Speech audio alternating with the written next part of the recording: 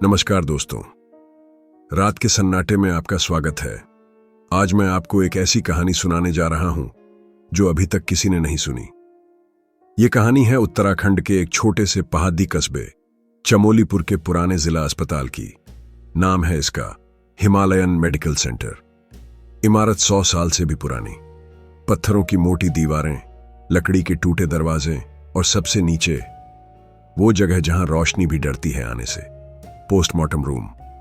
इस कमरे में 3 पुरानी लोहे की खिड़कियां थीं। तीनों दिन में खुली रहती, पर चौथी खिड़की वो सालों से बंद थी। उस पर जंग लगा ताला और ताले के ऊपर एक फीका सा नीला धागा बंधा था। कोई उसे छूने की हिम्मत नहीं करता था। इसी पोस्टमार्टम रूम में नई पोस्टिंग हुई थी डॉक्टर अनन्या रावत की। उम्र 30 साल, फॉरेंसिक एक्सपर्ट, बाहर से बहुत स्मार्ट, अंदर से थोड़ी डरपोक। पहली बार असली लाशें देखकर उसका दिल धड़क गया था। पहले ही दिन उसकी मुलाकात हुई बूढ़े अंकल गोविंद से। 75 साल के थे, पर पिछले 42 सालों से इस कमरे के रखवाले थे।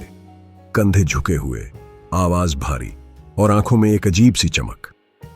अनन्या ने हंसते हुए पूछा, अंकल जी, ये चौथी खिड़की पर नीला धागा क्यों बंधा है? गोविंद अंकल ने एक लंबी सांस ली और धीरे से बोले, बिटिया, यह धागा किसी को बाहर रखने के लिए नहीं, किसी को अंदर रखने के लिए है। वो आती है हर पूर्णिमा को सफेद साड़ी में, बाल खुले हुए, और पूछती है, मेरा बच्चा कहां है? अनन्या ने हंसी उड्ढा दी। वो तो साइंस की स्टूडेंट थी, पर वो नहीं जानती थी कि यह हंसी बहुत जल्दी कांपने में बदलने वाली है। 7 साल पहले इसी कमरे में ड्यूटी कर रहे थे डॉक्टर करण मेहता। बहुत होशियार थे। एक पूर्णिमा की रात नींद नहीं आ रही थी। सिगरेट पीने के लिए चौथी खिड़की का ताला खोल दिया। बस एक कश, फिर बंद कर देंगे, सोचा था।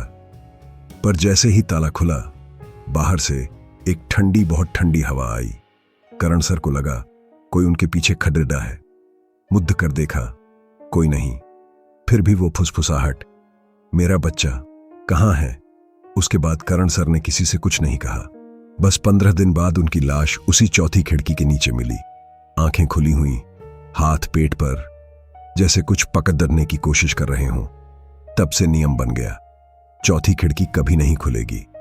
फिर आई वो खौफनाक पूर्णिमा। उस रात 3 लाशें आईं। जगह कम थी। अनन्या ने खुद एक स्ट्रेचर चौथी खिड़की के ठीक सामने रख दिया। उस पर एक औरत की लाश थी। नाम था सृष्टि शाह, उम्र 36 साल, पेट में गहरे घाव। गांव वालों ने कहा आत्महत्या, पर लाश देखकर कुछ और ही लग रहा था। उसकी गोद खाली थी, जैसे कुछ गायब हो। रात के 2:30 बजे बिजली चली गई। अंधेरा, घना अंधेरा। फिर शुरू हुई वो आवाज, धीमी, बहुत धीमी, मेरा बच्चा कहां है? अनन्या ने टॉर्च जलाई। रोशनी चौथी खिड़की पर पड़ी। ताला अभी भी लगा था, पर उसकी जंजीरें अपने आप हिल रही थीं। खटखट खटखट, जैसे कोई बाहर से खींच रहा हो। अनन्या की सांसें तेज हो गईं। तभी एक और आवाज आई, बहुत पास से, उसे मत छूना। अनन्या ने मुद्दा कर देखा। सृष्टि की लाश पर चादर हिल रही थी। धीरे धीरे एक हाथ बाहर निकला, सूजा हुआ, नाखून काले। वो हाथ अनन्या की तरफ बढ़ा। अनन्या चीखी, पर आवाज गले में दब गई। अगले ही पल बिजली आ गई। सब शांत, चादर अपनी जगह, पर हवा में एक अजीब सी खुशबू थी, दूध और खून की मिली जुली खुशबू। सुबह अनन्या ने गोविंद अंकल से सारी बात बताई। अंकल की आंखें भर आईं।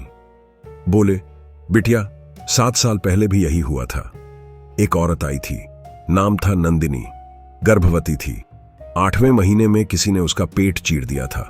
बच्चा गायब, लाश यहीं पड़ी रही। उस रात चौथी खिड़की अपने आप खुल गई। सुबह लाश तो थी, पर पेट खाली, बस एक छोटा सा खूनी निशान, जैसे कोई बच्चा अंदर से बाहर निकला हो। तभी से वो आती है अपने बच्चे को ढूंढने। अनन्या अब डर नहीं रही थी, उसे गुस्सा आ रहा था। एक मां 7 साल से अपने बच्चे को ढूंढ रही है और कोई उसकी मदद नहीं कर रहा। उसने पुराना रजिस्टर खोला। 7 साल पुराना केस मिला।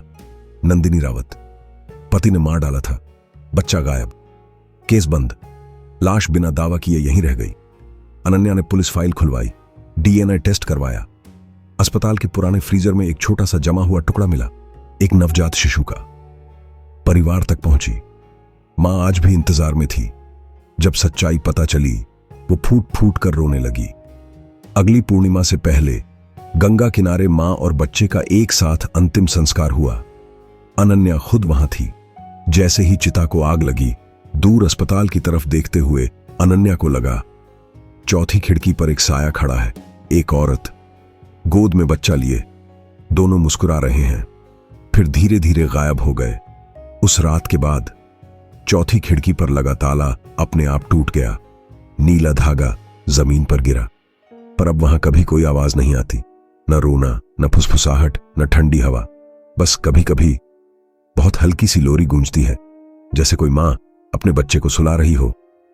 सो जा मेरे राजा, अब हम हमेशा साथ हैं।